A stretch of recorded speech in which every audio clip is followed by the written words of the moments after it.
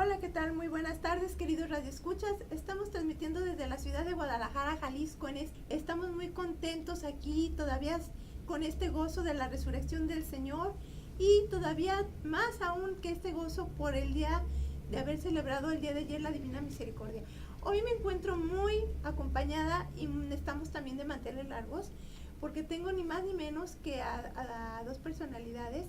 Uno de ellos es hermano de los miembros de la Misericordia y también a un aspirante también que es a esta congregación, y ellos nos van a hablar más sobre este tema de la Divina Misericordia. Sí, muchísimas gracias por la invitación.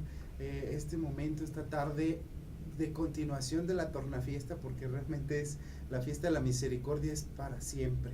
Mientras que el Señor nos siga permitiendo este tiempo, es tiempo de misericordia, así como el Papa Francisco lo establece. No cierra la puerta a la misericordia, sino que continúa el tiempo en la misericordia. Es un tiempo de perdón, es alegría para toda la iglesia. Así es, efectivamente. Bueno, pues vamos a seguir ahondando más todavía sobre este tema, que hay muchas preguntas que aquí los hermanos nos van a hacer favor de aclararnos. Les reitero mi nombre es Mariel Morales, servidor en Cristo, y presento a José Manuel Rodríguez, siervo de la Divina Misericordia. Y por acá también nos acompaña Cristian Ramírez. Un gusto estén con nosotros. A ver, hermano, quisiera a ver si usted nos puede aclarar a nosotros y a todos los radioescuchas, ¿de dónde surge la advocación a la Divina Misericordia? Sí. Mira, hablar de la Divina Misericordia, como ya lo mencionaste al inicio, es de todo el Antiguo Testamento, ¿no? Y sobre todo en los Salmos encontramos un Salmo de la Misericordia, que es clamar al atributo mayor de Dios. Ya existía en los primeros siglos de la Iglesia la veneración en el momento de la crucifixión de Cristo, y encontramos en la Iglesia la tradición de diferentes Cristos de la Misericordia. Aquí cerca tenemos a Tepatitlán, que es de donde surge, ahorita más adelante les diré, la congregación. Y hay más, ¿no? En Ocotlán, o sea, la devoción ya estaba. Pero en ese encuentro con el Señor, las primeras apariciones en 1927 a Faustina, ahí es donde le dice sí, porque Faustina le dice, ¿cómo quieres que proclame tu misericordia? Pero si ya lo hay. Y entonces el Señor le dice, sí, ya lo hay, pero ¿quién la conoce? Entonces ese fue su propósito, como de decir, que reconozcan en mí no solo la justicia, sino el mayor atributo, que es el amor. Y por el amor y por la caridad estamos en esta oportunidad de vida, ¿verdad? Y entonces de ahí pues viene ya todos los estudios que se realizaron al diario de Faustina, las revelaciones privadas, y viene a la revisión de los teólogos, y en el 2000 se aprueba todos los documentos y es canonizada Faustina como la primer santa del milenio. Pero hay que reiterar aquí que también ya el Papa Juan XXIII, en la apertura del Concilio Vaticano, nos dice, implementemos la medicina de la misericordia para la Iglesia.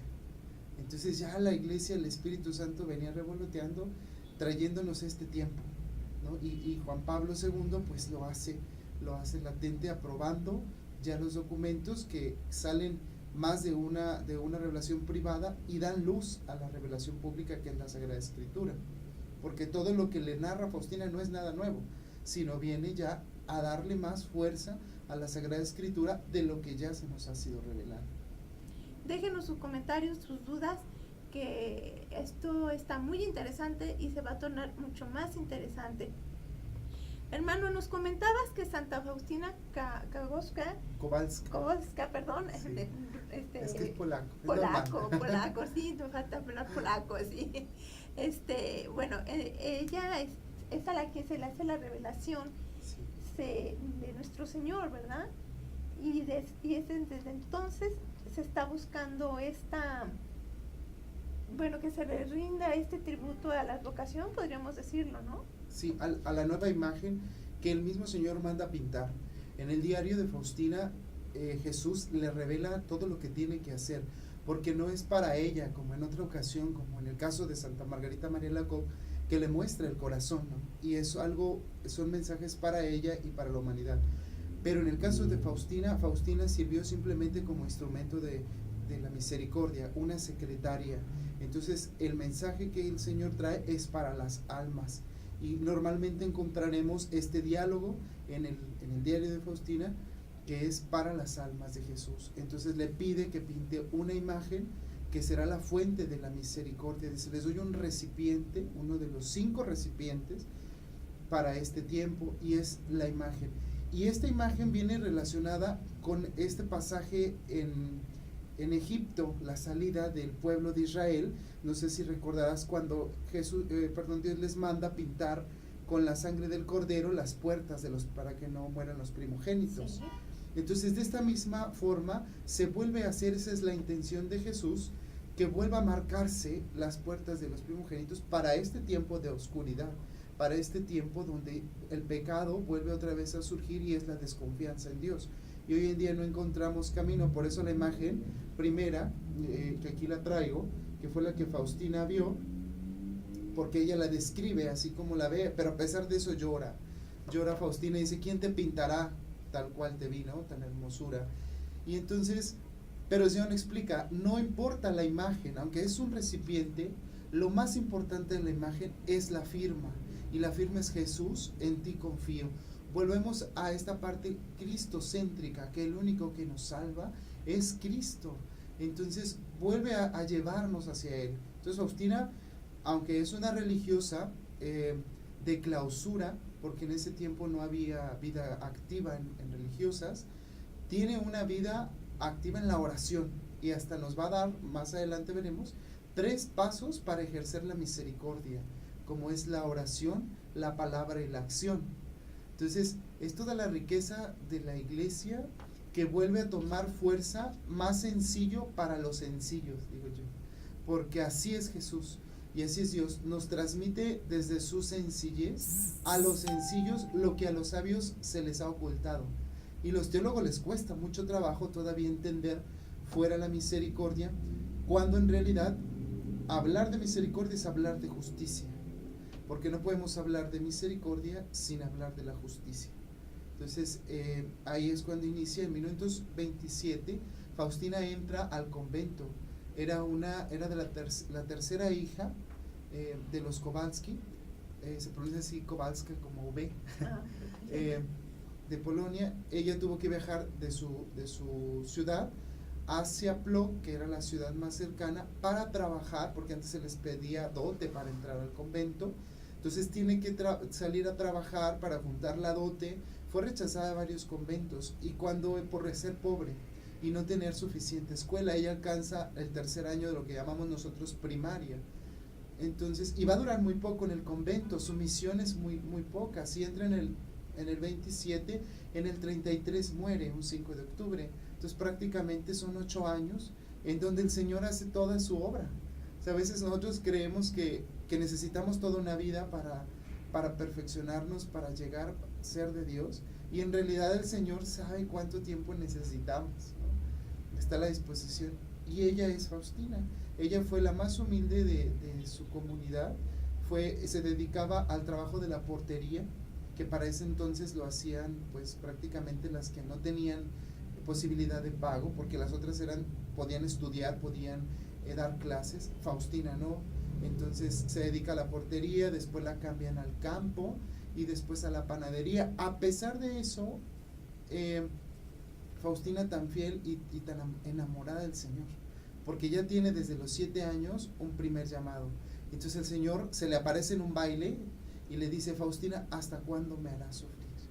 Entonces se le parece así sufriente, ¿no? Su rostro sufriente. Y eso es también para nosotros, ¿hasta cuándo hacemos sufrir al Señor? Que día a día nos sale ese Dios personal, que sale al encuentro con nosotros, y que nosotros pues rechazamos al amor por buscar amores fugaces, ¿no? Y Faustina lo entendió y luchó. O sea, no fue la pobreza no fue su obstáculo para luchar por ese amor, sino que salió de su ciudad dejando a su familia, que la necesitaba también económicamente porque eran más hijas. Entonces sale de eso por el amor, a buscar el amor.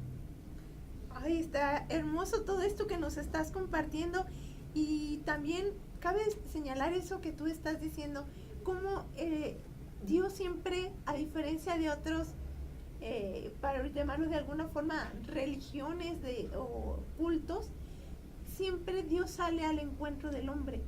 En otras partes, el hombre es el que busca a Dios o algo con que identificarse.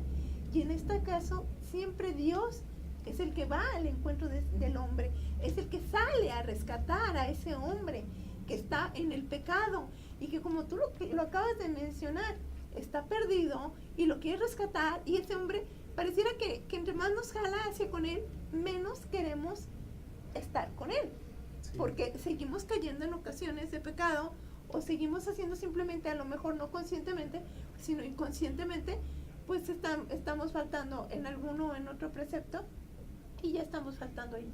Hermano, otra cosa más. Nos comentabas, ¿a partir de cuándo se venera la imagen de la Divina Misericordia? Sí. Ya así como oficial, creo que fue su santidad Juan Pablo II. Sí, así es, en el 2000. En el 2000 se da oficialmente y se celebra, hace la bendición solemne, y eso ya el Señor se lo pedía a Faustina dentro de los escritos. Y Faustina pues lo escribe también como mística, ve el momento del acontecimiento, de la bendición del cuadro solemne, de la instauración de la fiesta, pero le cuesta mucho trabajo, y ahorita si quieren les voy a leer un poquito de ese día de la fiesta. Traigo un extracto del diario, porque el diario pues sube a 600 hojas, ¿verdad? Entonces hicimos este trabajo en la comunidad, que era sacar como la parte más devocional, porque ahí es donde empieza la vida espiritual de todos los católicos. Desde que tu mamá te enseña a persignarte, es algo que nunca se te quita, es como ese sello de amor, porque por eso lo hacen los papás. Entonces así Jesús nos camina con nosotros como esa mamá, como ese papá que va enseñándonos el amor desde un principio, ¿no? Entonces, y es otro de los recipientes, pide una fiesta. O sea, vean cómo Jesús no se queda así como que nada más con la celebración, ¿no? Quiere una fiesta. Y la fiesta, si lo leo textual, dice: hija mía, mira hacia el abismo de mi misericordia y rinde honor y gloria a esta misericordia misma, y hazlo de este modo: reúne a todos los pecadores del mundo entero y sumérgelos en el abismo de mi misericordia. Deseo darme a las almas, deseo las almas, hija mía. El día de mi fiesta, la fiesta de la misericordia, recorrerás el mundo entero y traerás a las almas desfallecidas a la fuente de mi misericordia, y yo las sanaré y las fortificaré. Entonces empieza a darnos todo lo que nos va a regalar a través de esa fiesta. Entonces dice, en una ocasión dice: oí estas palabras: hija mía, habla al mundo entero de la inconcebible misericordia mía. Deseo que la fiesta de la misericordia sea refugio y amparo para todas las almas, especialmente para los pobres pecadores. Ese día están abiertas las entrañas de mi misericordia, y derramo todo un mar de gracias sobre las almas que se acerquen al manantial de mi misericordia. Entonces nos va dando, pero lo más importante de esta fiesta, que fue ayer, y por eso el Papa Francisco lo entendió muy bien y nos dio un año, pero desafortunadamente no conocimos este año.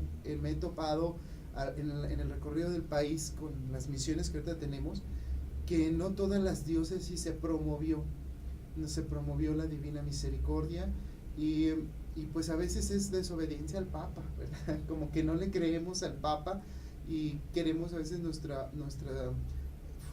forzar nuestra mentalidad teológica en contra de la misma fe. Pero fíjense que dice: deseo conceder el perdón total a las almas que se acerquen a la confesión y reciban la Santa Comunión el día de la fiesta de la misericordia. Perdón total. O sea, vean esta gracia que Dios nos regala el día de su fiesta, ¿no?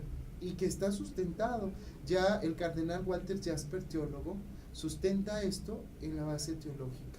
Dice: para poder conquistar el corazón del hombre hay que ir a lo más profundo, y Jesús sabe llegar ahí, sabe que con el perdón, como el hijo pródigo, ¿no? Es ese abrazo de amor, ¿no? Sí, así es.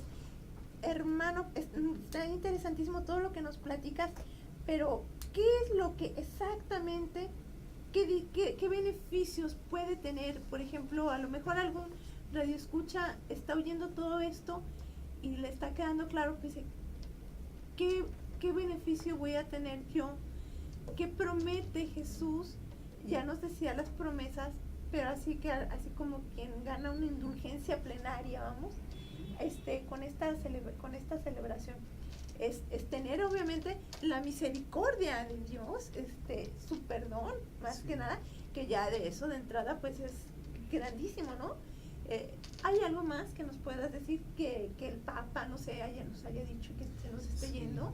Sí, fíjate, entender la misericordia desde la justicia, porque ahí es donde entra como un poquito de cosquilleo en la persona. Cuando hemos encontrado la misericordia, lo que los hemos vivido y lo digo por experiencia, como que alcanzamos a entender poquitito, ese gran abismo de Dios, porque sabemos que si fuera si fuera Dios hacia la justicia exclusivamente, pues todos, ¿quién es digno del cielo? ¿Quién es digno de la salvación? Más que el Hijo, ¿no? Que se entregó por nosotros. Y entonces, Él mismo que se encarna, entonces entiende nuestra situación. Entonces entendemos la justicia como, yo pongo el ejemplo, como un vaso de 1 litro de agua. No le puedes colocar 2 litros porque entonces se desparrama. Lo justo es lo que le corresponde al vaso, la cantidad. Nosotros somos hijos de Dios, ¿no? Por el bautismo, que nos corresponde amar y disfrutar de los bienes que Él nos regaló, ¿sí? De la libertad sana, del amor comunitario. Pero sin embargo, entonces, ¿qué hacemos? Lo contrario, no amamos y no nos amamos. Y entonces, ¿qué pasa con nuestro ser? Empieza a llenarse como ese vaso de más cosas, y esas más cosas, como hoy en día el materialismo, a veces la mala utilización de los medios también, la misma soberbia que nos va alimentando de yo tengo más, tú tienes menos, el mismo descuido físico, y lo vemos hoy en salud, mucha gente enferma de cáncer, de diabetes, de muchos otros síntomas, consecuencia, ¿no? De algo que no se ajustó, y entonces le echamos la culpa a Dios, ¿no? Es que Dios me quiso poner una prueba. No, Dios no pone pruebas. Dios como Padre camina contigo. Más bien, lo justo era que si tú tenías una mala alimentación, pues ¿qué te va a pasar? Pues te vas a enfermar. Entonces, si tú tenías una mala hábitos de vida, pues consecuencia vas a tener. Entonces, sin duda, ahí es donde Jesús sale al encuentro, ¿no? Y dice, me pondré, una de las promesas, en el momento de la muerte, sobre todo en el momento de la muerte, no como el justo juez, o sea, no como lo que te toca, porque ya, o sea, si te portaste mal, obvio, te toca, pero ahí voy a estar yo todavía, así como que la última oportunidad. Por eso al final del diario pone la última tabla de salvación, que es su misericordia. Señor, por misericordia, sálvanos, ¿no? Porque Él quiere que todas las almas se salven. A lo mejor muchos hemos vivido situaciones al límite de violencia hoy en día, ¿no? De secuestros, de asesinatos a nuestras familias, o uno mismo, y que quisiéramos exterminar a las demás personas. O vas en el coche y entonces que el otro se te atraviesa y pues ya lo que quieres es chocarle el coche, ¿no? Pero, o sea, no es justo, porque no estamos hechos para el mal, estamos hechos para el amor de Dios. Entonces, por tanto, soy responsable también de mi hermano y de la casa. Y vemos al Papa que hasta escribe la Laudato Si, ¿no? La casa en común. Y no solo empieza con nuestra persona, sino con el resto de los que habitamos en esta casa. Es obvio, veníamos platicando hace rato de los árboles. Sí. Cortamos árboles, lo justo es que vamos a tener temperaturas altas y vamos a tener pues mayor situación de problemas. Y entonces, pues lo justo que nos toca. ¿Por qué Dios nos castiga con este sol? No, espérate. ¿Qué estás haciendo tú de lo que Dios te ha dado, de lo que te pertenece? ¿Qué has hecho con ello? Y entonces ahí entendemos que ahí viene la misericordia. Tenemos que probar a veces de la justicia para saborear el regalo de la misericordia de Dios. Wow, está excelente. No, pues ahora sí que quien no pruebe de este regalo que Dios está dando es porque no quiere, ¿no? Ok, bueno, y también quería preguntar, hablando un poquito más acerca de la orden de ustedes, tengo entendido que ayer tuvieron un evento precisamente por ser el domingo de la Divina Misericordia, el segundo domingo de Pascua. Ustedes tuvieron un evento y quiero que me platiquen cómo fue este evento. Este programa está dirigido más que nada a los jóvenes. Platíquenos, por favor, porque a lo mejor, como decían, hubo falta de difusión en las diócesis. Platíquenos para que los jóvenes se enteren. Sí, mira, es un proyecto que tenemos a nivel Latinoamérica con todos los jóvenes de la Divina Misericordia y los seglares. En diferentes, sobre todo Brasil, que hicimos enlace con ellos ayer, hicieron este movimiento de los jóvenes. Entonces nosotros no nos quisimos quedar atrás por el año de la juventud y dijimos, pues también desde la misericordia que los jóvenes participen. Y motivamos a tener una tarde de adoración con las bandas.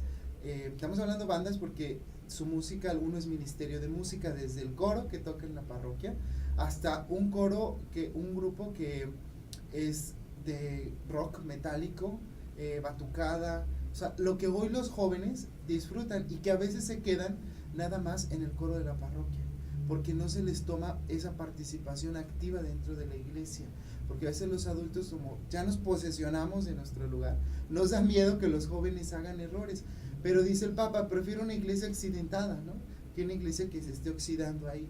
Entonces atrevámonos a hacerlo. Creo que fue muy buen resultado, fue en Plaza Fundadores, y cómo Dios organizó todo, hasta los permisos que tuvimos que sacar, y sabemos que esa plaza hacia Plaza Tapatía es un lugar como se les conoce como giros rojos, que es un lugar de prostitución.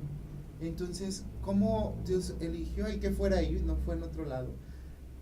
Nosotros habíamos designado otro lado y sin embargo el permiso llegó y se quedó ahí. Y al final, toda esa gente que digo que muchos trabajan en eso, se acercaban, hubo muchas confesiones con el padre Pedro, que es nuestro fundador, Pedro Ortega Pelayo. Nuestro fundador es canónigo de catedral, y ahí estuvo confesando toda la tarde. Y eran todos, y la motivación era encontrarse con el Señor Eucaristía, y en ese momento había un sol tremendo, pero cuando llegó Jesús a Eucaristía, no, aquello fue como un imán, y se llenó. Y la gente estuvo y se mantuvo ahí alabando al Señor en los diferentes ritmos que le tocaron los jóvenes. Y todos agradecidos con los mismos jóvenes y los jóvenes platicándonos su experiencia, de que les agradecían, de que les decían que volviera a ver eso, que necesitan ver a la iglesia con ellos. Entonces, pues Dios quiera que esto tenga más fruto y que podamos seguir saliendo a la calle los siervos de la misericordia. Ok, eso me parece excelente. Me parece muy bien. ¿A partir de cuándo surgen los siervos de la Divina Misericordia? ¿Quién me puede contestar? Sí, surge a partir de 1992. Fue una inquietud del padre Pedro al conocer la vida del padre Agustín Ramírez Barba, hoy siervo de Dios ya, de Tepatitlán. Ellos fundaron la congregación de siervas del Señor de la Misericordia en Tepatitlán. Y entonces ellas a través del tiempo dijeron, bueno, queremos tener una rama masculina. Y invitaron la madre Nicolasa, que era como la designada a fundar, invitó a 5 sacerdotes y entre uno de ellos a nuestro padre. Entonces nuestro padre era en ese momento promotor vocacional, que estuvo 30 años a cargo de la promoción vocacional de la arquidiócesis. Entonces muchos padres que nos vean y pues sabrán verdad de él. Entonces de ahí le dijeron, y un día que le llama la madre Nico y que le dice, padre Pedro, ¿qué cree? Ya tenemos quién va a hacerse cargo del grupo de jóvenes que se reunieron para esta fundación. Y pues el padre dijo, pues voy, ¿verdad? A ver quién es el que Dios quiso. Y llegando a la casa, que le dice la madre Nico, pues ¿qué crees usted? Entonces a partir de ahí el cardenal, en ese momento Juan Jesús Posadas, le dice sí, camina con ellos. Fue el primer mandato. Entonces el padre Pedro no cree que fue así una fundación por inspiración, sino obediencia, ¿no? Que es algo que Faustina también implicaba mucho, la obediencia. Nuestro padre es muy obediente, muy prudente y muy cercano y obediente a su pastor. Entonces en ese momento el cardenal Juan Jesús Posadas lo invita y le dice sí, haz eso. Después de eso pues la congregación va creciendo y eso implicaba mayor tiempo. Entonces después viene el fallecimiento del cardenal por ya los acontecimientos que conocemos, y cuando entra el cardenal Juan Sandoval pues le da la aprobación de Asociación Pública de Fieles, y el padre pues deja pastoral vocacional para integrarse al grupo de los canónigos. Entonces ya para que orara y se dedicara a la obra. Y el padre pues siguió reforzando ese llamado porque en sí era por obediencia, ¿no? Así es como surgimos en 1992 y ya después fuimos hacia Culiacán porque el padre quiso tener más tiempo para dedicarnos a la vida espiritual, a la formación, y allá con el obispo de Culiacán le inspira el obispo que por qué no abarcara un poquito más, no solo sobre el Señor de la Misericordia, porque teníamos el mismo hábito de las hermanas, sino que el tiempo de hoy la iglesia pedía la Divina Misericordia con la espiritualidad de Faustina. Y entonces a partir de ahí luego viene el padre aquí a Guadalajara y tiene un encuentro con el cardenal Ratzinger, ahora emérito Papa Benedicto. Y el cardenal le dice de quién era, o la fundación le dice, del Señor de la Misericordia. Entonces le dice, de Santa Faustina. Y entonces nuestro padre le dice, no, del Cristo de Tepa. Es el mismo. Y en ese momento dice, usted va a pasar por mí, o sea, la aprobación iba a pasar por su secretaría. Entonces el padre le dice, pero tenga misericordia de mí. Y hablaron de ahí y le vuelve a motivar por segunda vez a abrir más el campo, ¿no? Como la misma tiendita, pero con más riqueza, digámosle así. No dejamos de ser hermanos de las hermanas siervas y que se dedicaban, nuestro propósito de fundación fue a la dirección espiritual y a la confesión. Ok, no, excelente. Entonces, este crecimiento que me dice es por lo que veo a nivel nacional y también te puede decir internacional, por lo que me decía del enlace que tuvo en Brasil. Sí. Entonces, ¿te puede decir cuántas casas aproximadamente tendrán? Ya muchísimas. Dicen que obra que no pasa por la cruz no es de Dios. La comunidad ha pasado por grandes cruces. Tenemos solo una casa aquí en Guadalajara Centro y somos ahorita 6 en la comunidad. Ha habido muchos, ya hemos tenido algunos sacerdotes, uno de ellos es diocesano, otro fundó otra comunidad religiosa por alguna situación, pero la obra siguió.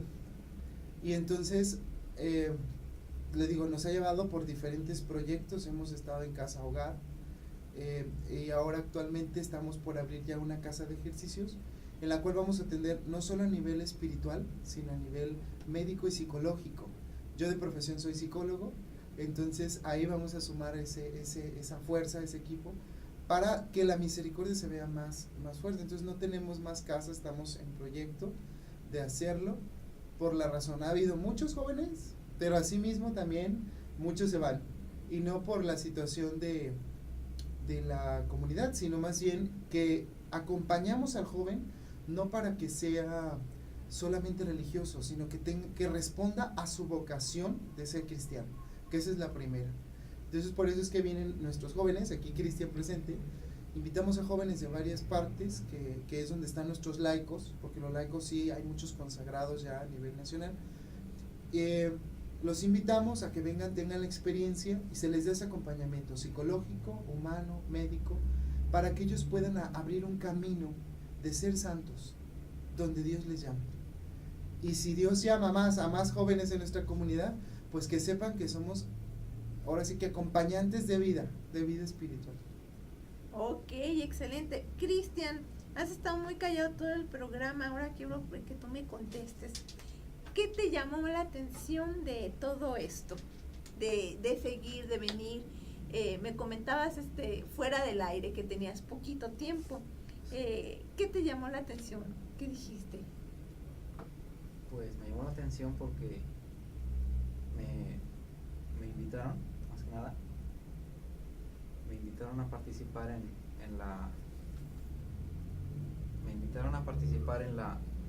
el proyecto que tenían ellos de la misión a Torreón, de ir a conocer un poquito más acerca sobre lo que es el Señor de la Misericordia, ¿no? De cuáles eran sus principios de ellos y cómo trabajaban. Y me gustó su forma de ser, más que nada, de los hermanos, y cómo daban el mensaje a la gente. Eso fue lo que me atrajo.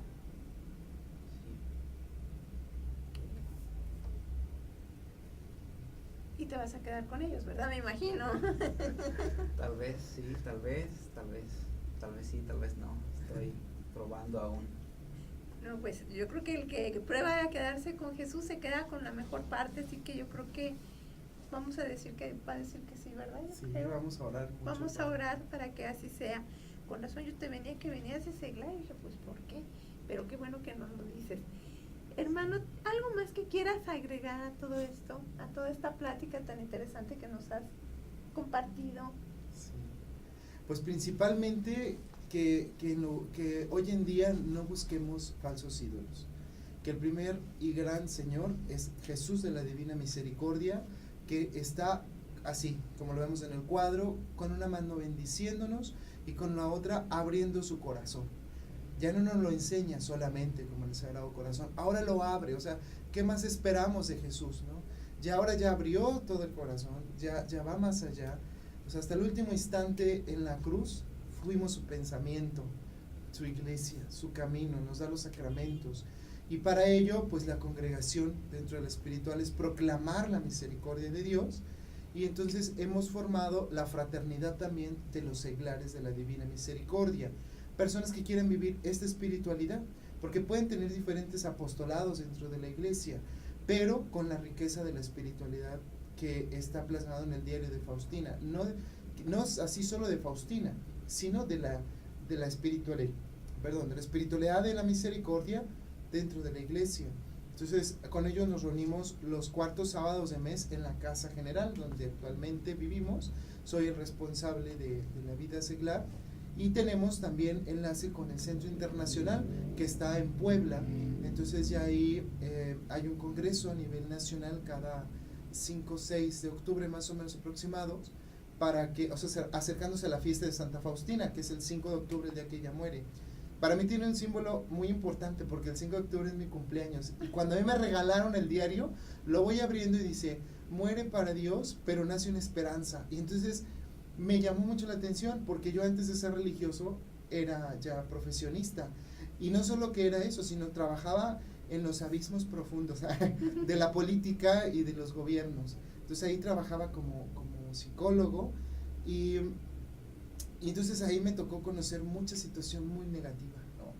Y desde ahí el Señor me vuelve a rescatar, como que me vuelve a decir, este es mío, y no me suelta, y a pesar de que me he querido salir de la comunidad, porque a veces sí, o sea, la tentación del poder, de ser uno profesionista y de poder tener todo el mundo en tus manos, el amor es más fuerte, y o sea, ya ella no puede luchar contra él.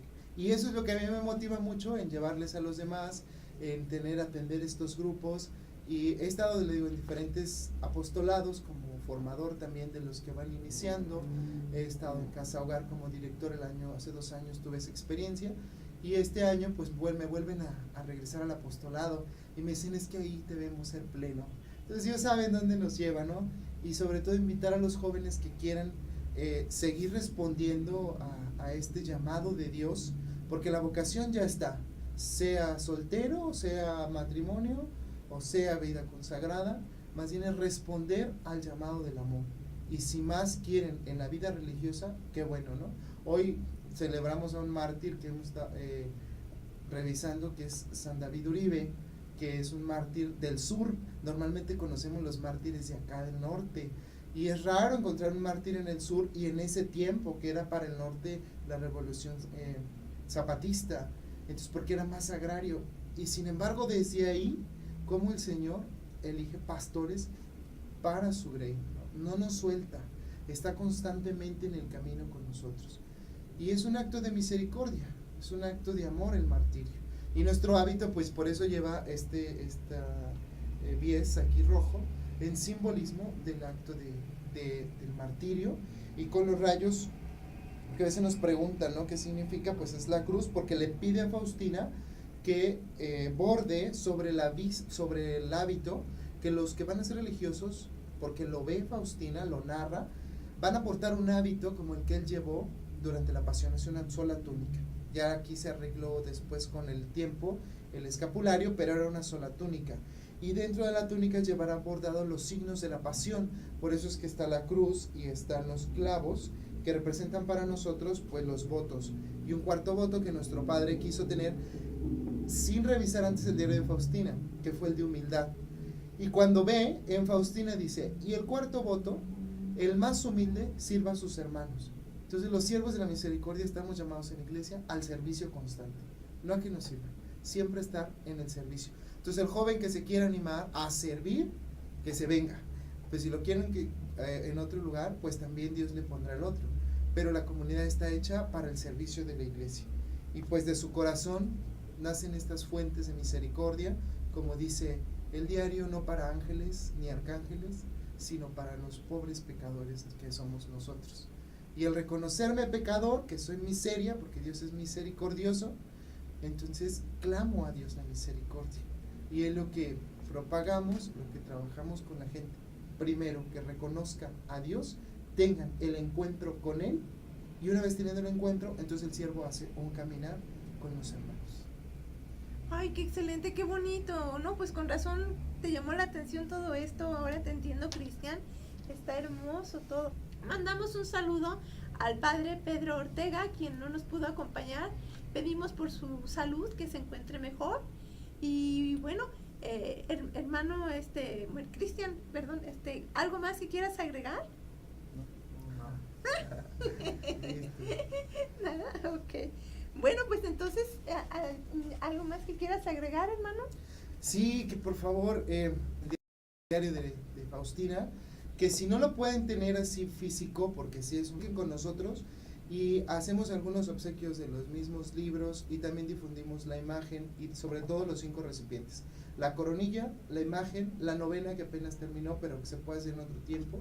A las 3 de la tarde no es el rezo de la coronilla, es la meditación de la pasión. La coronilla se reza a cualquier hora.